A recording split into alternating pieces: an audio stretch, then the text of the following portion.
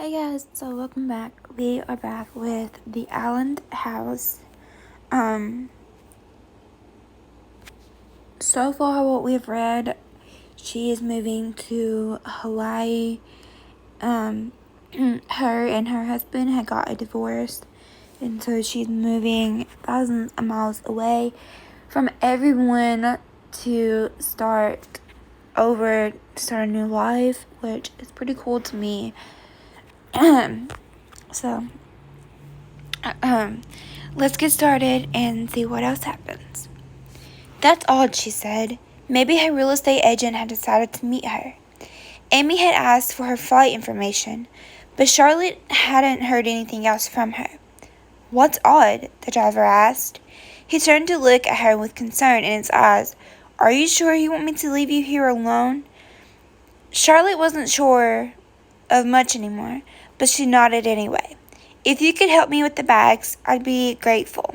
She held out a $20 bill between her fingers, and the driver got out of the car.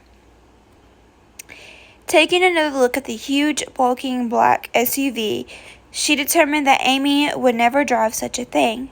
No, they hadn't met in person, but Amy was an overly tan woman in her late 40s, and Charlotte imagined her to drive a sporty red convertible, not this 3-ton monster. She got out of the cab and stretched her sore back. She skipped her beach yoga classes for the past 4 months, as it was simply too hard to attend with all of her friends. They flashed sad faces at her, asked about her ex and what she was going to do now, and Charlotte simply couldn't handle it. The amount of work this house required extended to the extender, and Charlotte hoped she had enough knowledge and strength to get it all done. She'd done plenty of renovations on the extender of buildings, everything from the community center gym to individual rooms at one of the skimpiest hotels off the coast of South Carolina, where she come from. She also had experience in designing and redoing landscapes, so she wasn't worried about the weeds and wild grasses weaving in the breeze coming off the bay. But she didn't have much experience with roofs or extender stone or gutters. The driver stepped past the big SUV and deposited the first round of bags, returning for a second before Charlotte got herself in gear. She took out the key that had shown up in the mailbox 2 weeks ago and fitted it into the lock. With the door open, she heaved in the 2 bags the driver had brought up and directed him to place the next 2 beside them. When she had all her earthly belongings inside the house, she smiled, ran her hands through her shoulder-length hair, and thanked the driver. He gave her one more look before pocketing his tip and heading back to his cab. She waited until the rumble of his motor couldn't be heard any longer, and then she closed the door, sealing herself inside the house she bought sat unseen.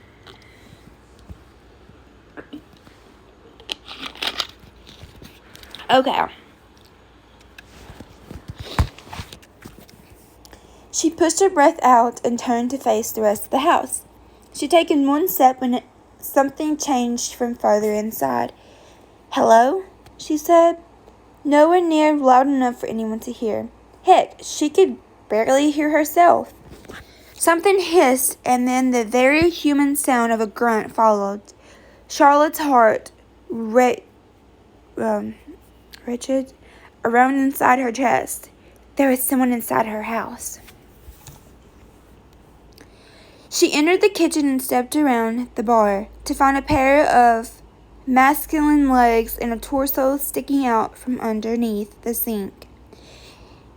He wore jeans and work boots, and maybe the owner had hired a plumber to help get her off on the right foot.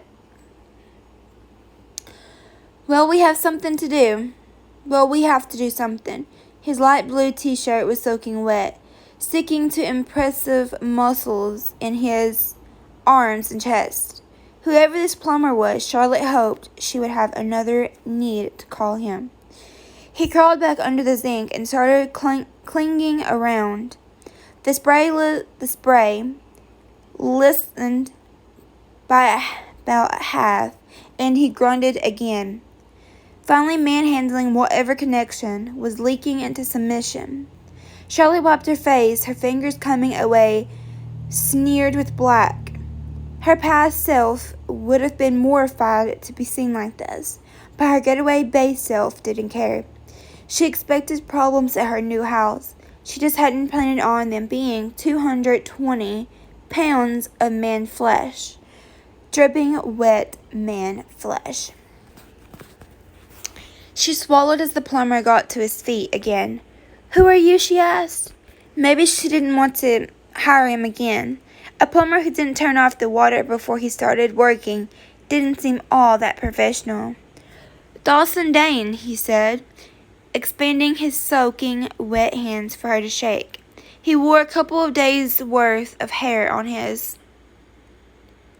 face, and it had come in dark, with flecks of gray, just like the hair on his head.